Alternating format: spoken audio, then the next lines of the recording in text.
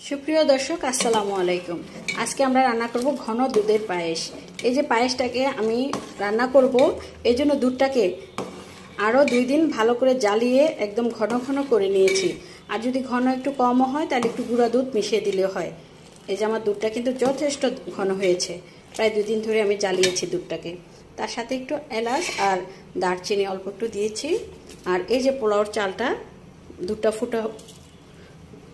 ফুটে গেছে, এখন আমি এটা দিয়ে দিব। পোলাওর চালটা ধুয়ে রেখেছিলাম,